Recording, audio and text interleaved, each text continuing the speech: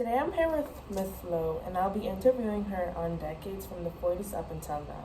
I'll be getting her input on how each decade affected her life or how she felt about a certain event that happened during that decade. So, did you know anyone who migrated because of World War II? Let me think.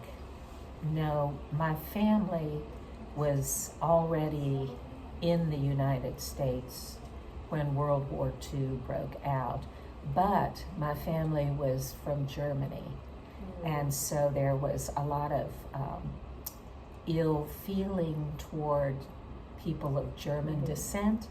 And so one thing my dad told me was that his mom and dad stopped speaking German when anybody could hear them.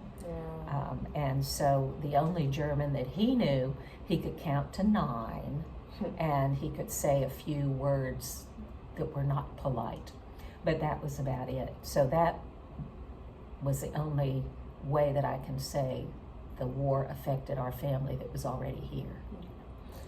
So all my life I've been able to watch TV in color, and it's good because it brings images to life. So do you remember the first time you watched TV in color, and were you impressed? I don't remember the first time. That my family didn't have a whole lot of money, so we had a small black and white TV.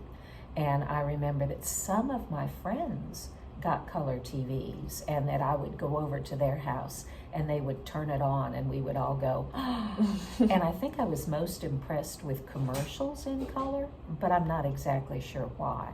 And then eventually my family did get a color TV, but it had been around for maybe 2 years or so it wasn't that wow factor of something brand new. But I did like commercials in color. What was religion like for you in the 1950s? That my dad always made sure that I walked to church, that the church was the Park Avenue Evangelical United Brethren Church, and he and I would walk to church in the morning, and he would leave me there, and I would go to Sunday school and then go to church. And I began singing, and it just meant so much to praise the Lord in song. And I still sing in a choir. I'm not real good. Nobody would ask me to sing a solo, but I could follow along. So that was my early remembrances of church, and it stuck with me. What was it like knowing that the first person landed on the moon and space travel was possible? Well, I'll tell you, my husband and I woke up the first day on our honeymoon to a man walking on the moon. And I remember him going, "Kay, wake up, there's a man walking on the moon." And I said, "Oh, honey, I know it's wonderful, but," and it really was. So I will always remember that was July 20th, 1969, because I had been married for all of one day. Have you ever thought of ever wanting to travel to space? No. No, not it. Science has never really interested me. When my mother told me the moon was made out of green cheese and you could see a man in the moon, I believed her, and I was not inquisitive enough to think, I really want to know about that. So if there were people in space, or if there was the ability to communicate with other beings, that's where my passion is communication, not science. How did you feel when hippies became popular? Well, let me say that I had hair down to my waist. Wow. And I drove an orange Volkswagen bus with 3 children that were all within 2 years of each other. So I think I liked hippies. That's good. So like, when did your style change? Like, when did I? From what to what? From like your style from hippie to like just cool. Just cool. Yeah. Well, as you get older, you don't want to look like you're trying to be something you're not. So I try to dress flowy. Like I mean, that hasn't changed that much. Coach McDermott is going to laugh at these questions. I know he is my son-in-law. I think that my outlook on life has not changed that much. That I began teaching the first year of integration in Georgia, and I was hired to teach because others had quit rather than teach in an integrated class. And they thought, I grew up in Ohio, and in Northeast Georgia, they thought this little Yankee girl would be able to handle it. So I don't think my outlook has changed, although my appearance has, because I'm old. Yeah. How did the creation of the first Apple Macintosh computer affect your daily work life? I am not a technology person, and so my first reaction to all of the technology still is ignore it. It might go away. It hasn't gone away, and so I have suffered mightily to get as technologically savvy as I am.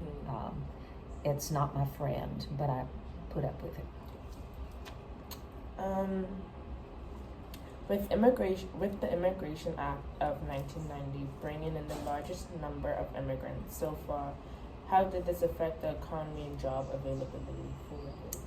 In 1986, there was a year of amnesty, and I was very active in the school in Cartersville where I taught, helping immigrants realize their amnesty. They had a huge amount of paperwork to go through, and so my classes and I would interpret for them and do things such as that. Everybody in this country, unless they're Native American, indigenous people, is an immigrant, and I'm tired of listening to all the blather about, these horrible immigrants. Come on down, make our country better. I think it's great. So, like, what were your beliefs? What would happen when you were transitioning from the 1900s into the 2000s? Oh, what was that? The Millennium 21, I thought it was a bunch of hooey. I thought it was a tempest in a teapot. Nothing was going to happen. I try to avoid fear, that you can either fill your heart with love or you can fill your heart with fear. They are not compatible. So I just said, oh, poo. Okay. So you ever thought there were gonna be like flying cars or like just more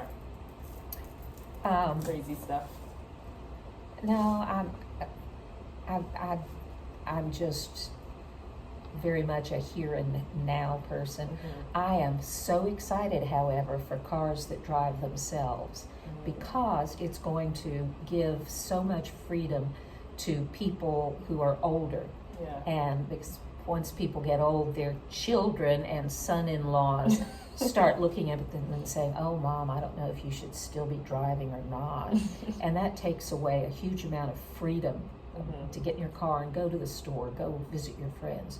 So when these cars are perfected a little bit more, it's going to give older people so much more freedom. So I'm looking forward to that. So I know when COVID-19 first took place, I was like very miserable. But the only thing I didn't mind was not being in school, because who wants to be in school? So how did this outbreak affect you and your family? And did the environment around you change? I'm not comfortable with technology, so I struggle being able to deliver the quality of Spanish teaching that I thought I should have. But other than that, COVID has had some great outcomes, that it's a shame to waste a great pandemic. You've got to find, now there's so much more that you can do working from home, that businesses allow you to work from home. Ordering online. Until that time, people wouldn't order stuff online, even groceries. If I'm stuck for time, I just go to Kroger on my phone and order what I want. I can drive by and they'll put it in my car, or they'll deliver it to my house. I think that one of my sons is a professor of drones at the University of Georgia, and his field is just expanding with this technology of being able to be in your house and be working hundreds of miles away in the Yeah. sky. So I think we need to look at the positives of COVID. I think that the healthcare system, the public healthcare system, failed miserably and needs to be overhauled. That there's a reason to have public health, and it's to give health care quickly and efficiently to everybody, regardless of whether or not they have insurance. And we saw that. So, learn from it, move on. So how do you feel about Joe Biden winning the election against Donald Trump? Adding to that, do you think the election is rigged or stolen? I would have voted for a can of tomato soup before I would have voted for Donald Trump. The election was not rigged. For instance, in Georgia, the people who were sitting at the polling places, making sure everything ran smoothly, were for the most part people, senior citizens, because they're the ones that have the time to do it. Yeah. Would your grandma cheat? I don't think so. That it's fear-mongering, it's conspiracy theories. I mean, it's crazies, and I'm tired of it.